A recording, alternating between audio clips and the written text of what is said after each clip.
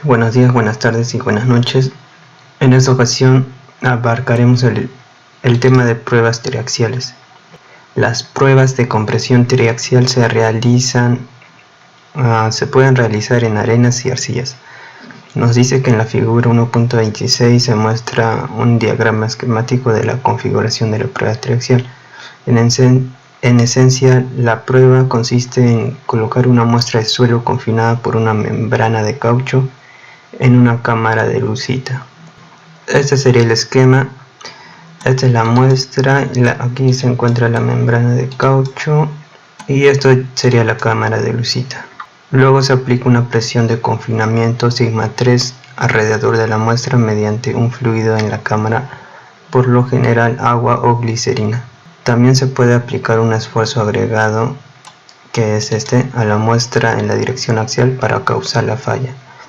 Aquí nos dice que esta sobrecarga tiene que llegar a la falla. Puede permitirse el drenaje de la muestra o detenerse, dependiendo de la condición de la prueba. Este sería el fluido que ingresa por aquí. También nos habla de que se aplica una fuerza sigma 3, que es mediante este fluido, y luego una sobrecarga, que es mediante este pistón. También que puede darse las condiciones de drenaje o no, y eso ocurre mediante esta válvula. Si se cierra la válvula, entonces no drenaría el agua. ¿Qué pasa por estas piedras porosas? Y caso contrario, en que si se desea drenar el agua, entonces se abre la válvula. Para arcilla se puede efectuar tres tipos de pruebas con el equipo triaxial. La primera es la prueba consolidada drenada. ¿En qué consiste esta prueba? El primer paso sería aplicar la presión de la cámara sigma 3 y se permite el drenaje completo, tal que la presión de agua de poro sea igual a 0. Paso 2, se aplica el esfuerzo desviador, que es lentamente se permite el drenaje también, tal que la presión de agua de poro sea lo mismo, 0. En la falla, cuando ya ese esfuerzo sea el máximo que soporte la muestra, la presión total de agua de poro va a ser la suma de la anterior y esta, o sea, 0. Entonces, ¿qué tenemos? Que al final el esfuerzo efectivo principal mayor sería el esfuerzo 3 sumado a la sobrecarga, y este sería el primero, ¿no?, que es el mayor, y sería el total. Pero como la presión de agua de poro es 0, y si recuerdan, los totales menos la presión de agua sería el efectivo, y es por eso que en este caso serían iguales el efectivo y el total.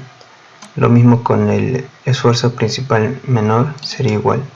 Ahora nos dice que al cambiar sigma 3 permite que se efectúen varias pruebas de ese tipo en varias muestras de arcilla.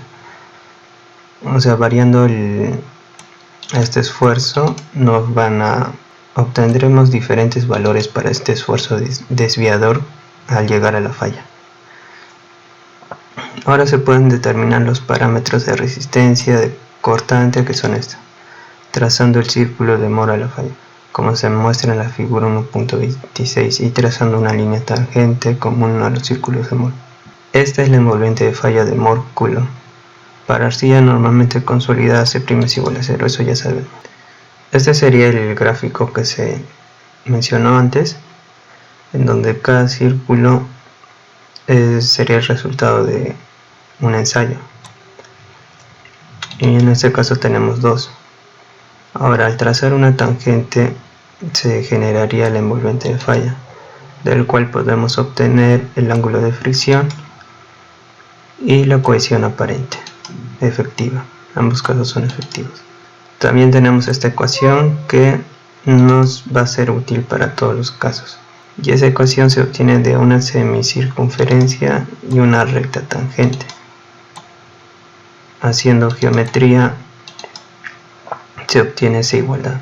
Ahora pasemos al segundo caso, que son las pruebas consolidadas no drenadas. Ya, una manera de recordar los pasos según el caso es recordando que cuando se refiere a consolidadas hace referencia a esta presión que es del fluido, y en drenadas hace referencia a este esfuerzo desviador que es mediante el pistón. Entonces, al decir no, nos da a entender que en los dos casos que el drenaje no se permite. Entonces, para el primer caso, que aquí no nos dice nada, ¿no?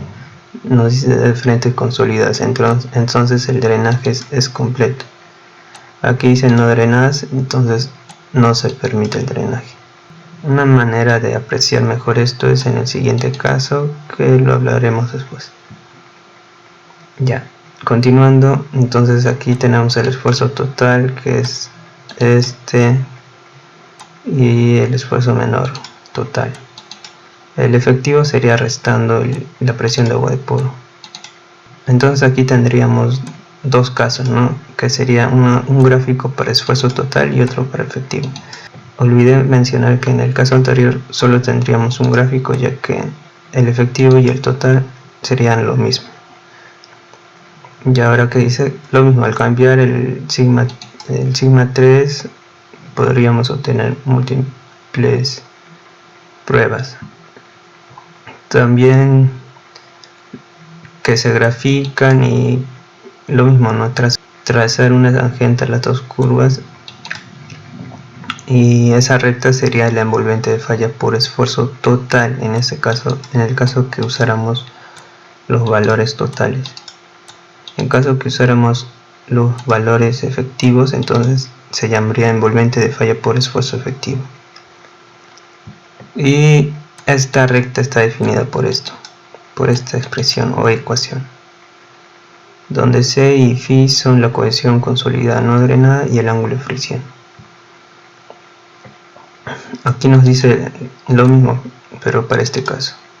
Se pueden trazar círculos de Mohr del esfuerzo efectivo para determinar la envolvente de falla de esfuerzo efectivo, lo que satisface la relación expresada en la ecuación 1.81, que es esta. Ahora aquí en pruebas no consolidadas no drenadas. Como dijimos, al no ser consolidada, entonces no se va a permitir el drenaje para la presión sigma 3. Entonces va a generar una presión de agua de poro que no es cero. Se aplica un esfuerzo desviador y no se permite el drenaje, entonces crea otra vez una presión de agua de poro. Al llegar a la falla, la presión de agua de poro va a ser esta, la suma de las anteriores. Para este caso tendríamos supuestamente, igual que el anterior, dos casos. Tendríamos dos variantes que serían el esfuerzo con esfuerzo total y con esfuerzo efectivo. Pero aquí no menciona, y es que en ambos casos van a ser los mismos. Ahora se puede trazar el círculo de Mohr por esfuerzo total a la falla, como se muestra en la figura, en esta figura. Para arcillas saturadas, el valor de la sobrecarga en la falla es constante, sin importar la presión de confinamiento. La tangente para estos círculos será una línea horizontal denominada condición ángulo de fricción igual a 0. La resistencia cortante para esta condición sería S es igual a CO, y esto sería el diámetro entre 2, o sea el radio, y el radio es la diferencia de estos dos valores entre 2, que sería esto, ¿no? CV es cohesión no drenada. Ya, como dije, aquí no menciona la explicación de por qué estos dos, que diré que para todos los casos siempre nos va a dar el mismo diámetro. Y prácticamente tiene que ver con esto. Saben que el esfuerzo efectivo es igual al total menos la presión de agua del poro. En este caso sería el menor es igual a esto y el mayor es igual a esto. Si restamos ambas expresiones, obtendremos una igualdad en la diferencia de estos, ¿no? En este diámetro, que tanto para los efectivos como para los totales el diámetro va a ser lo mismo, porque acá está la igualdad. Eso solo nos demuestra que tanto la gráfica de totales como la de esfuerzos efectivos obtendremos lo mismo, pero no nos demuestra esto, que en un caso todos los diámetros son iguales, y eso tiene que ver con esta expresión. Recordar que en arcillas saturadas, cuando hay un incremento o una sobrecarga, al inicio la presión de agua de poro va a ser igual a esa sobrecarga, o el incremento de presión de agua de poro va a ser igual a esa sobrecarga. Y con esa expresión se puede demostrar esto. Y eso aparece en el libro de Fundamentos de Ingeniería Geotécnica de Braha, que es este. Y aquí sale la explicación. Luego nos dice que la presión de poro desarrollada en la muestra del suelo durante la prueba no consolidada no drenada sería esta, la suma de inicial y el D. La presión de agua de poro U0 es la contribución de la presión hidrostática en la cámara, sigma 3. Por consiguiente, nos da esta expresión, donde ves el parámetro de presión de poro de Skempton. De manera similar, el parámetro UD es el resultado del esfuerzo axial agregado. Por lo tanto, UD es igual a por esto. Y A es el parámetro de la presión de poro de Skempton. Sin embargo, el esfuerzo desviador ese es la resta de los totales. Al combinar las ecuaciones obtenemos esto. Y si consideramos que en suelos saturados B es aproximadamente igual a 1, obtenemos que la presión de agua de poro nos da esto. Y que a la falla para varios tipos de suelos arcillosos encontrados en la naturaleza varían de acuerdo a esta tabla. Y ahora, para finalizar, tenemos la prueba de compresión simple, que es un tipo especial de prueba triaxial no consolidada, no drenada, en la que la presión de confinamiento es igual a 0, o sea, no hay un fluido, ¿no? Como se muestra en la figura 1.28. Esta. Solo está el esfuerzo desviador. En esta prueba se aplica un esfuerzo axial a la muestra para ocasionar su falla.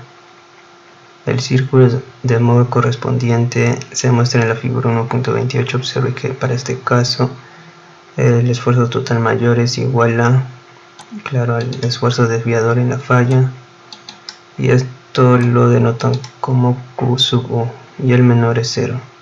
Aquí está, ¿no? El menor es 0 y el primero, o diré el mayor, es igual al esfuerzo desviador, o Q sub U.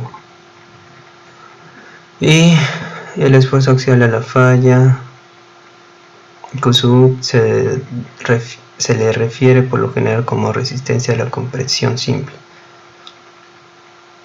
La resistencia cortante de arcillas saturadas ante esta condición, el ángulo de fricción igual a 0, de la ecuación 1.81 es igual a S es igual a CU y es igual a QU entre 2. Es decir, lo mismo, ¿no? La mitad del diámetro, que sería el radio aquí. Aquí hay algo importante. Las pruebas de compresión simples se efectúan en ocasiones en suelos no saturados.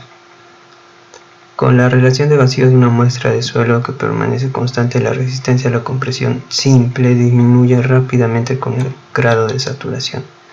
Y esto se puede ver en esta gráfica, que nos dice que a mayor grado de saturación, menor será la resistencia a compresión simple. Y eso es todo, gracias.